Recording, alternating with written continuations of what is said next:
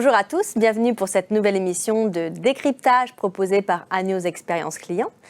Alors, est-ce que quand on travaille en Chine, en France ou en Angleterre, la culture client est différente? Est-ce que les attentes des clients sont différentes?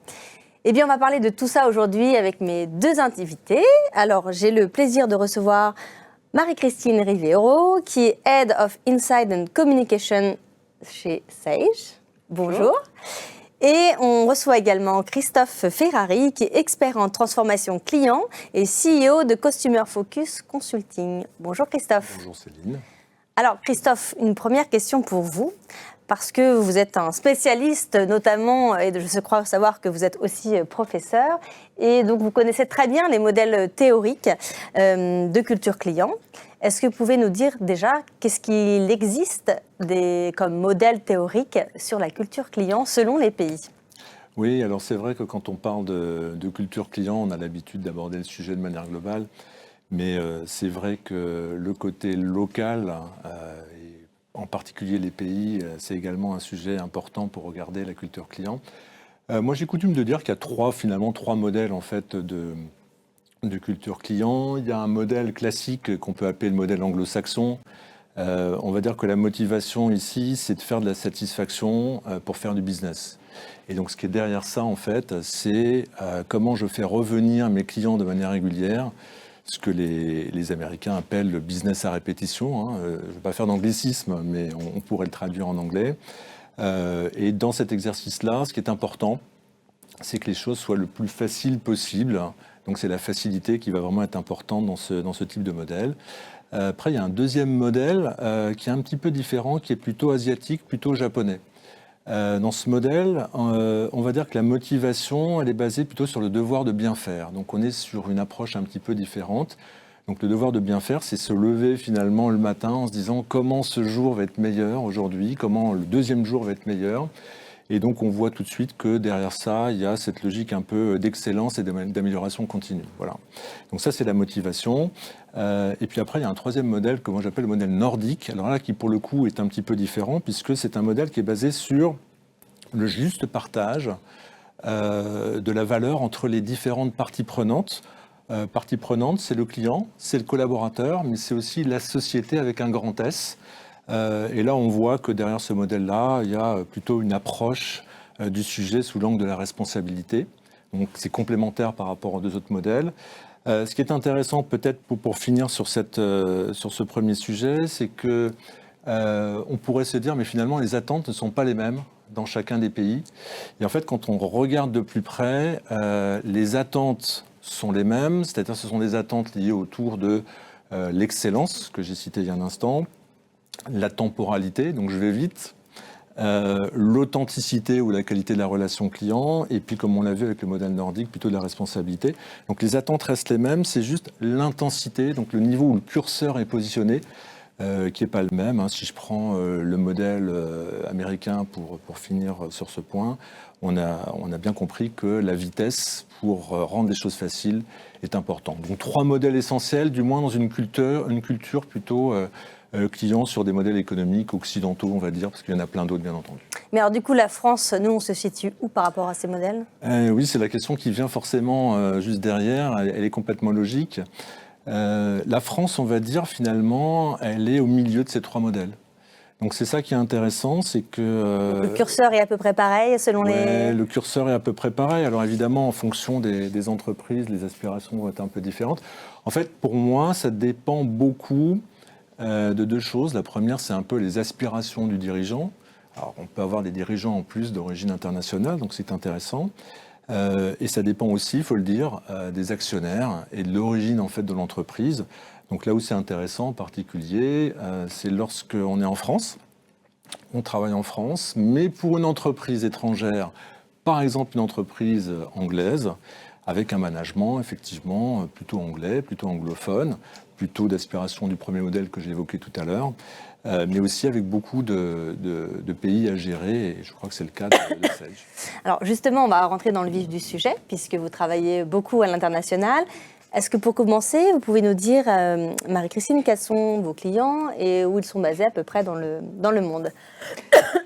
Effectivement, par rapport à Sage, aujourd'hui, nous sommes une société internationale. Quelques mots peut-être juste sur la société. Nous sommes éditeurs de logiciels de solutions de gestion.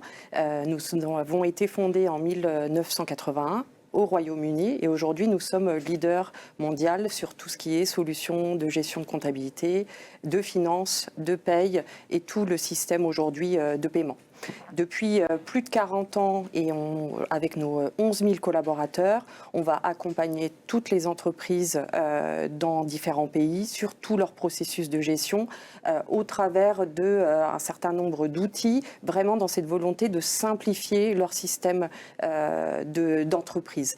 Et nos clients, plus particulièrement, aujourd'hui, c'est un panel de plus de 2 millions d'entreprises présents dans plus de 26 pays. Donc on couvre vraiment tous les continents et on va avoir des profils d'entreprises petites et moyennes. On va avoir ce qu'on appelle ETI, entreprises de taille intermédiaire, mais également des experts comptables avec un modèle d'écosystème aujourd'hui où nous avons également un réseau de partenaires avec plus de 40 000 partenaires à travers le monde qui accompagnent l'ensemble de tout cet écosystème. D'accord. Du coup, est-ce que les modèles dont parlait Christophe vous parlent et quelles sont les différences que vous avez pu observer, vous, au quotidien, en travaillant avec différents pays ? Donc je confirme, les modèles que Christophe a présentés, ils me parlent, notamment le modèle anglo-saxon. Nous sommes britanniques et effectivement le modèle anglo-saxon, chez nous, il s'illustre vraiment avec cet enjeu d'excellence de qualité de service au service du business. C'est notre ADN, c'est ce qui fait notre force, c'est ce qui fait notre élément de différenciation sur le marché.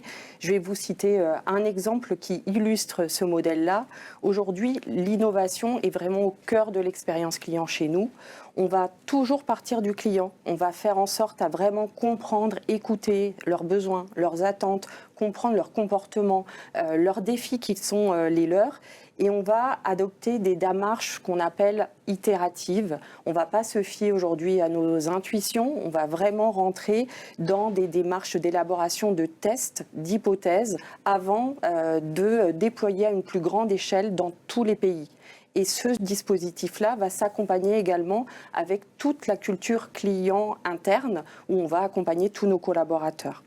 L'autre point que Christophe évoquait était lié aux attentes des clients qui sont les mêmes d'un continent à un autre. Effectivement, ce sont les mêmes que l'on observe avec des intensités différentes et une des particularités chez Sage, ces différences-là, elles sont surtout liées à des degrés de maturité qu'on observe différentes en fonction des continents. Je vais donner l'exemple de l'Afrique. On va avoir par exemple sur ce marché des cultures très start-up, très extrêmement dynamiques qui vont être différentes des États-Unis, de l'Angleterre ou même de la France, où là on va être sur des marchés de renouvellement, où on est plutôt sur des modèles plus traditionnels.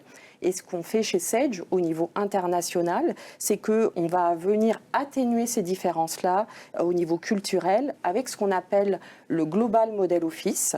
Le Global Model Office, pour vous donner des exemples, ça va être par exemple la mise en place d'outils d'expérience client communs dans tous les pays. Ça va être, autre exemple, l'homogénéisation de tous nos systèmes de CRM pour porter toute la relation client.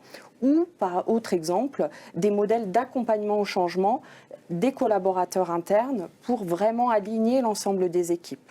Voilà quelques particularités. Et alors, Christophe, justement, est-ce qu'il existe aussi des différences managériales selon les pays ?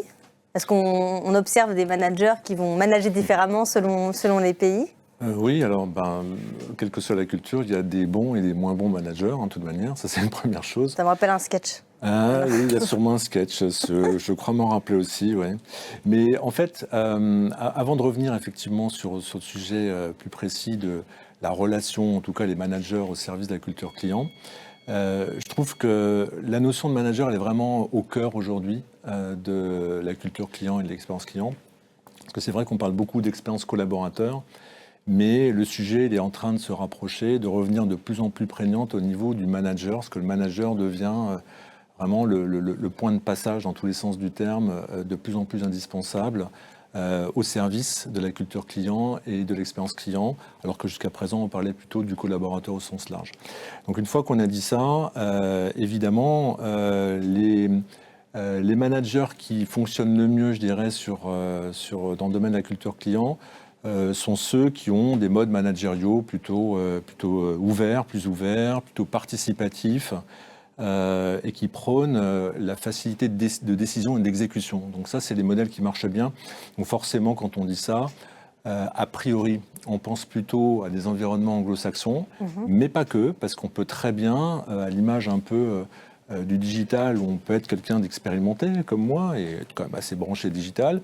Là, c'est la même chose. On peut très bien être dans une entreprise, dans un pays plus exactement, qui n'est pas d'ascendance anglo-saxonne, et être finalement assez orienté client. Donc, ce sont des choses qui sont possibles. Le plus important, c'est surtout de ne plus retrouver ces modes managériaux un peu ancestraux qu'on avait encore il y a quelques années, mais qui maintenant ont disparu, qu'on peut appeler control and command, qui marche aussi bien en anglais qu'en français d'ailleurs. Heureusement, on les voit beaucoup moins, et ça, c'est très destructeur de culture client. Donc ça, il faut vraiment se différencier, se prendre de la distance de ces modes-là. Et qui est parfois d'ailleurs lié à la culture du pays aussi. Voilà, qui est lié aussi à la culture du pays aussi, oui, tout à fait, tout à fait.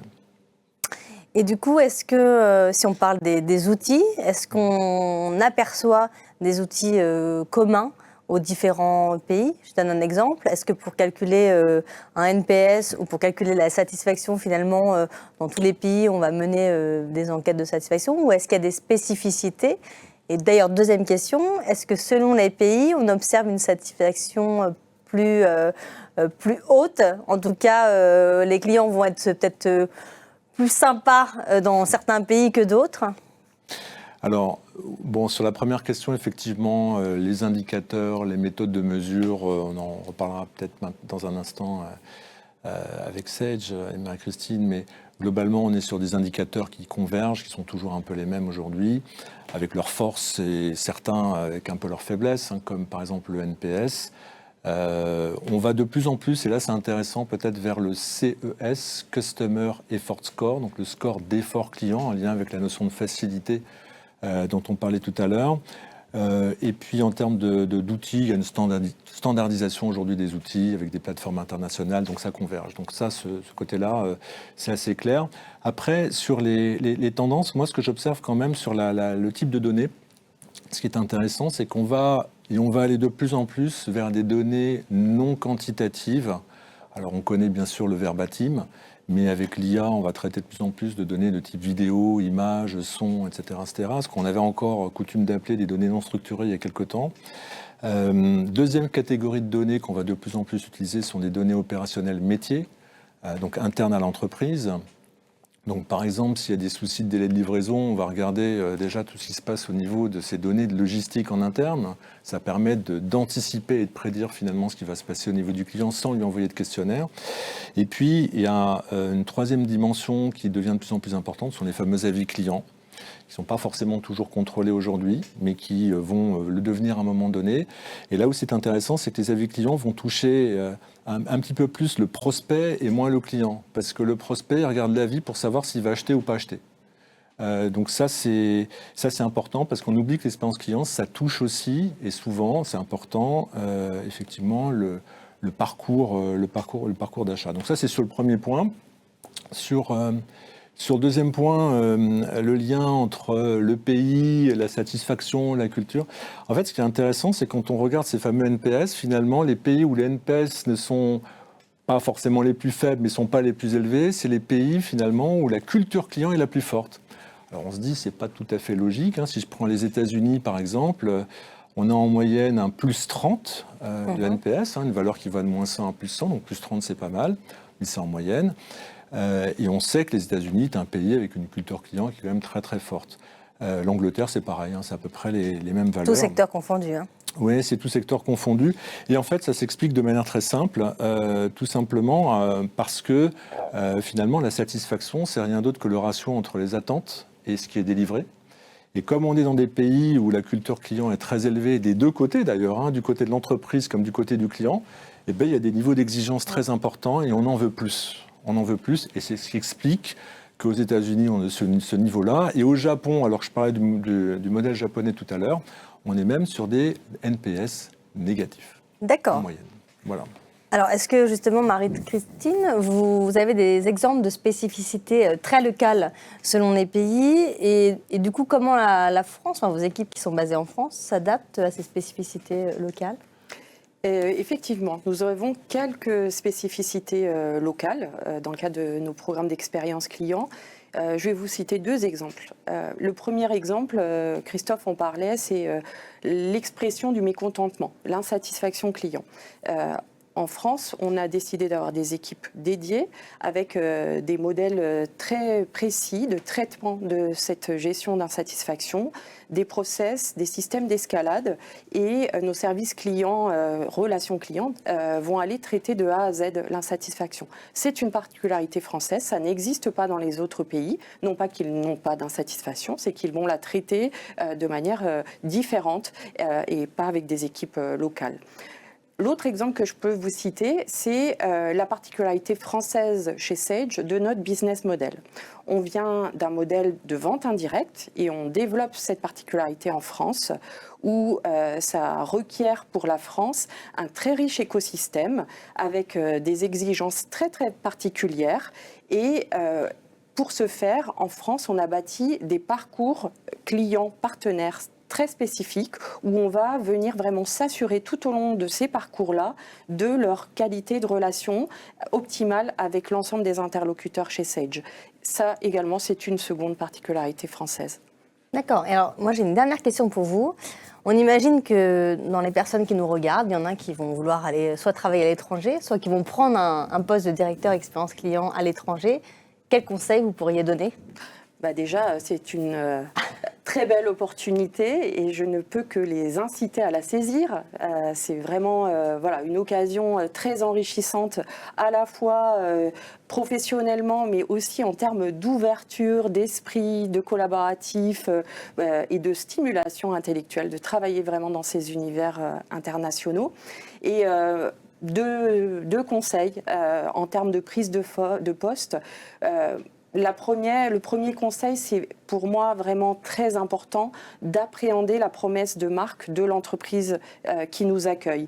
C'est très important d'aller comprendre ses valeurs et surtout d'aller comprendre comment cette promesse de marque se décline dans toutes les étapes du parcours client.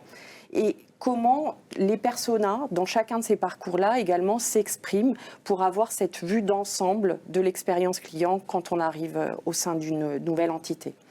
Et puis le deuxième conseil, c'est de s'intéresser aux hommes que constitue l'entreprise, bien entendu, et d'aller vraiment rentrer en profondeur sur la partie culture client. Culture client au sens vraiment comment elle est vécue, comment elle est insufflée et comment aujourd'hui les collaborateurs la vivent au quotidien. De passer du temps avec les collaborateurs qui sont peut-être sur les centres d'appel, qui sont sur le terrain, pour vraiment déjà avoir cette photo de départ avant de pouvoir construire quoi que ce soit. Voilà. D'accord. Alors, dernier conseil, si jamais, suite à l'émission, il y en a qui partent travailler à l'étranger, on veut bien une petite carte postale de souvenirs pour dire que c'est grâce à l'émission. Alors, merci à tous les deux. Merci. Merci Céline. Merci à vous et on se retrouve bientôt pour une nouvelle émission de décryptage. N'oubliez pas de vous abonner à la newsletter et aux réseaux sociaux. À bientôt.